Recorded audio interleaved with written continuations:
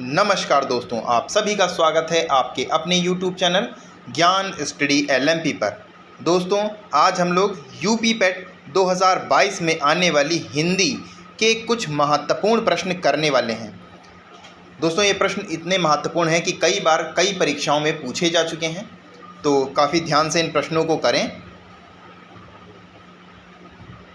और दोस्तों, अगर अभी तक आपने चैनल को सब्सक्राइब नहीं किया है तो चैनल को सब्सक्राइब कर लें और साथ में बेल आइकन को अंडर प्रेस कर लें, जिससे अगली क्लास की जानकारी आपको मिल सके। तो आइए सीधे क्लास में चलते हैं और आज के इम्पॉर्टेंट प्रश्नों को हल करते हैं। आज का हमारा पहला प्रश्न है, सूर्योदय का संधि विच्छेद क्या है। दोस्तों, 4 तरह से सूर्योदय का संधि विच्छेद किया हुआ है। आपको बताना है कि दिए हुए विकल्पों में कौन सा सही संधि विच्छेद है। तो दोस्तों, सूर्योदय का सही संधि विच्छेद हो जाएगा ऑप्शन बी, सूर्य प्लस उदय। ये दोस्तों सूर्योदय का सही संधि विच्छेद हो जाएगा। अगला है, व्यर्थ का संधि विच्छेद क्या है। दोस्तों, 4 तरह से इसके भी ऑप्शन दिए हुए हैं और आपको बताना है कि कौन सा इसमें सही ऑप्शन है। तो दोस्तों, इसका सही ऑप्शन हो जाएगा ऑप्शन सी, वी प्लस अर्थ। व्यर्थ का सही संधि विच्छेद हो जाएगा। आइए दोस्तों अगले प्रश्न पर चलते हैं। अगला प्रश्न है, अंतर्गत का संधि विच्छेद होगा। दोस्तों, 4 तरह से इसके भी ऑप्शन की हैं, 4 तरह से इसके भी दोस्तों ऑप्शन दिए हुए हैं। आपको बताना है इनमें से कौन सा जवाब सही है। तो दोस्तों, इसका सही हो जाएगा अंतः प्लस गत, यानी ए ऑप्शन हमारा सही हो जाता है। ये दोस्तों विसर्ग संधि का उदाहरण है। अगला है, नारायण का संधि विच्छेद। तो दोस्तों, नारायण का संधि विच्छेद हो जाएगा नार प्लस आयन, यानी सी ऑप्शन हमारा सही हो जाएगा। आइए दोस्तों अगले प्रश्न पर चलते हैं। अगला प्रश्न है, कपीश में कौन सी संधि है। दीर्घ संधि, वृद्धि संधि, गुण संधि, यण संधि। दोस्तों, कपीश में दीर्घ संधि हो जाएगी। अगला प्रश्न है, निश्चल में कौन सी संधि है। विसर्ग संधि, यण संधि, दीर्घ संधि, गुण संधि। तो दोस्तों निश्चल में भी दोस्तों निश्चल में विसर्ग संधि हो जाएगी, यानी ए ऑप्शन हमारा सही हो जाता है। आइए दोस्तों अगले प्रश्न पर चलते हैं। अगला प्रश्न है, अश्व का पर्यायवाची शब्द है। घोटक, अनंत, सुरपति, दिनकर।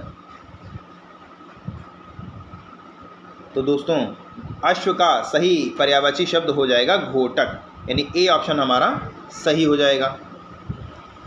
दोस्तों अगला है, समुद्र का पर्यायवाची शब्द नहीं है। सागर, रत्नाकर, नीरज, जलधि।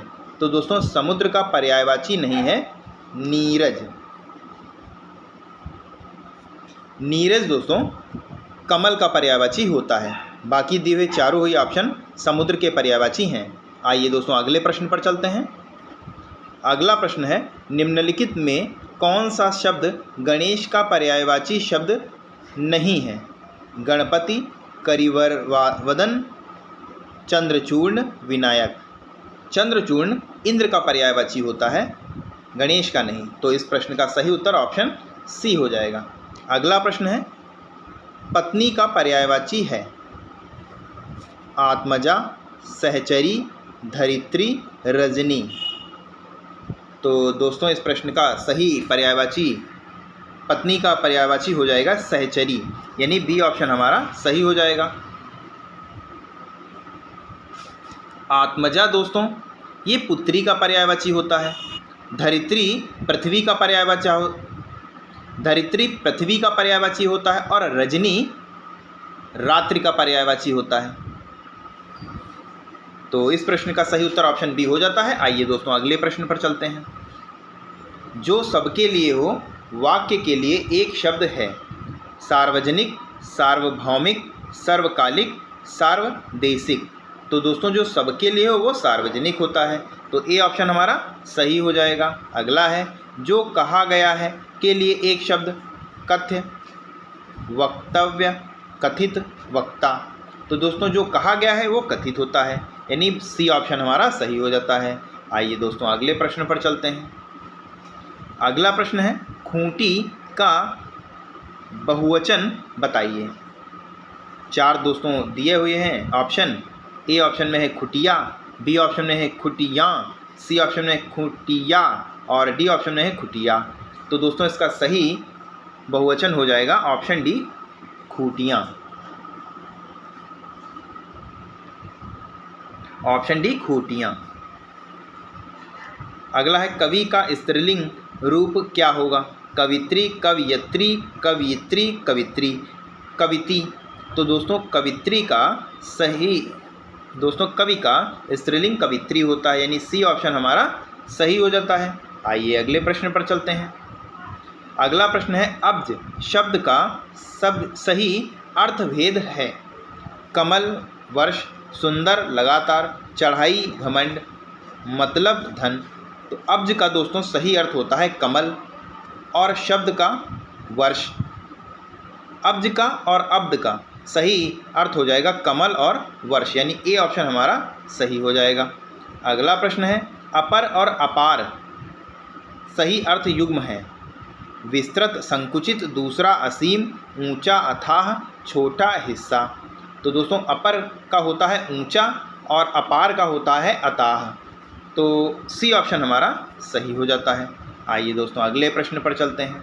अगला प्रश्न है हाथ मलते रह जाना का अर्थ है पछताना, व्यापार में हानि उठाना, दुखी होना, बदला लेने से चूकना।